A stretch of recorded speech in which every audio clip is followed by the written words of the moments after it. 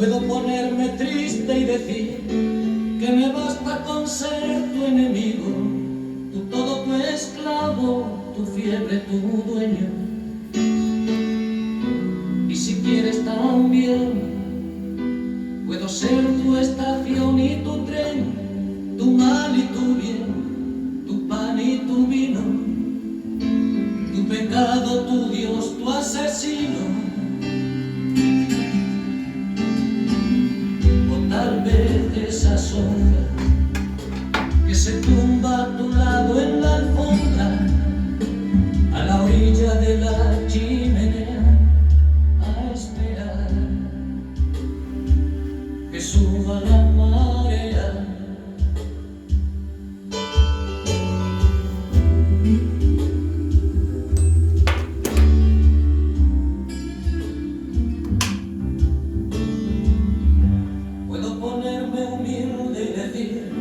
Que no soy el mejor, que me falta valor para tanta mitad. Puedo ponerme mismo y decir, como mi dirección cuando te haces de amor bajo, entra como llama. Si no estarán bien, puedo ser tu categoría y mi rey, tu adiós y tu ven. Blanca y profundo, tu resalta, tu lunes, tu hastío. Tal vez es el viento que te arranca del aburrimiento y que deja abrazada la vida herida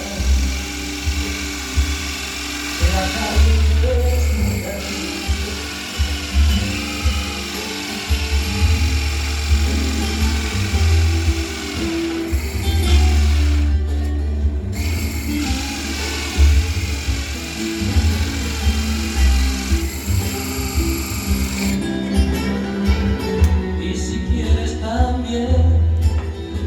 Puedo ser tu abogado y tu juez, tu miedo y tu fe, tu noche y tu día, tu rencor, tu porqué, tu agonía.